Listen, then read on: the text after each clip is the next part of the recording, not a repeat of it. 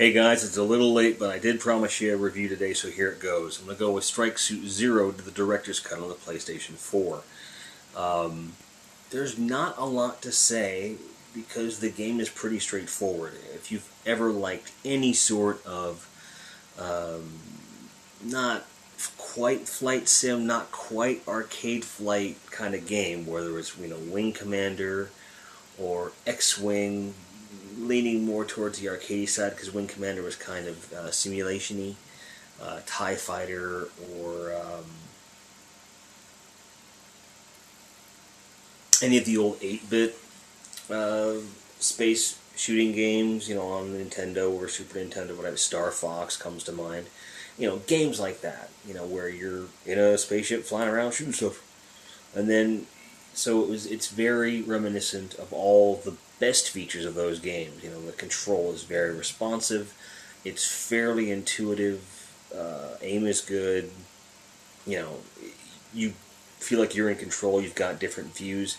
And they make the controls seem very good on the DualShock 4, where sometimes when you're trying to amalgamate like a keyboard and mouse setup, it doesn't always translate like a Wing Commander did for the PlayStation and the CDI and stuff.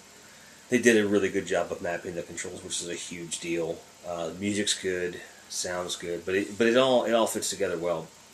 They do have a pretty decent little story, but from what I can tell so far, I haven't finished the game yet. It's all told through chatter, which I'm not a huge fan of, but I understand the limitations and why they would go to that length, because the gameplay is very engrossing and you just kind of keep going and keep going. Really cool. Really enjoyed it. And I'm going to keep playing it. It's the type of game, as I've said before, that I think has been missing for a long time, especially on this generation of consoles, even though it's relatively new. So I'm glad to see it. We need more stuff like this. So it's quite good. It's inexpensive.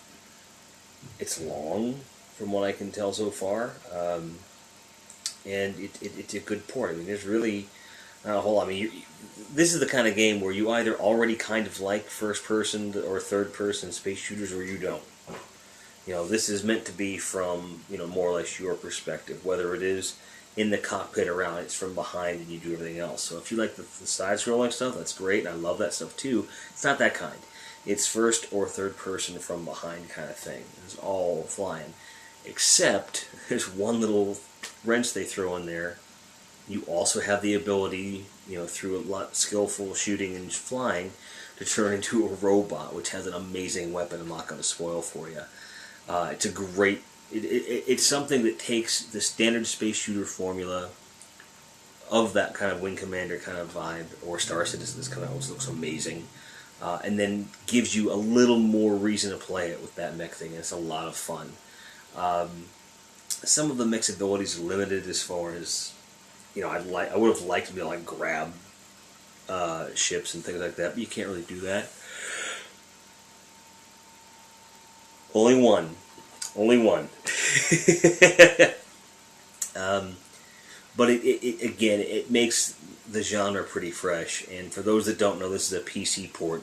So even as a PC game, this is something you don't see that often, where it's a traditional space shooter that also happens to have the mech element to it. So that's a good thing. I can't really say a bad thing about it from that perspective at all. I'm going to give this a solid 7 out of 10. Just by virtue of the fact that the story, I really couldn't tell you anything about it, to be honest. It's there. It's there just to justify the missions. And being spoiled by the whole Wing Commander legacy, you're used to these really lavish stories, and it's just not there. So that's a big part of why I'm knocking it down a notch. The other one is it doesn't seem to have really high levels of customization on the ships, but again, I'm not that far in the game. I don't know. It's really well done for what it is, but it's not something that compels me to come back and play it and sit and play it. So replayability is a little bit down. the overall fun factor is a little bit down unless you're into that sort of game. You really have to like these games to be into this. I'm just going to warn you up front. But if you are, it is a great game to go get, especially if you like mechs. So for fans of the genre, it's a 7.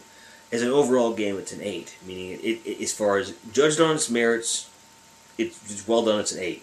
But for really diehard fans, it's kind of a 7 because, you know, the bar is kind of up here, and, you know, so that's kind of where I'm at with it. So, there you go, Strike Zero Director's Cut on a PlayStation 4 review.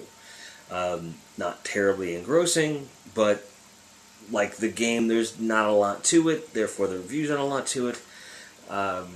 More stuff's coming very soon. For those of you that have not checked it out, on the PSN store for all 3 systems, particularly PS3 and Vita, there's a flash sale going on right now.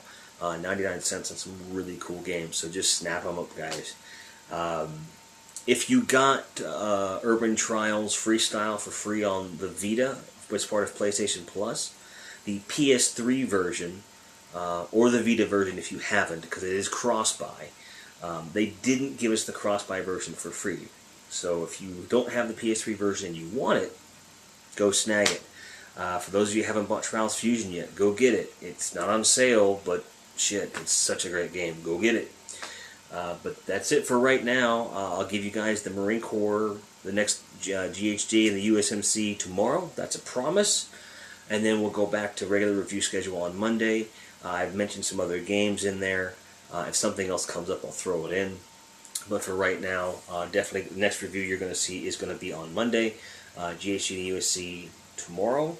And probably the Isometric Perspective podcast on Sunday, if I'm not mistaken. I don't think I'm missing anything. Got any questions? Leave them below. So thanks for watching. Thanks for subscribing. And as always, keep on grinding, guys. Cheers.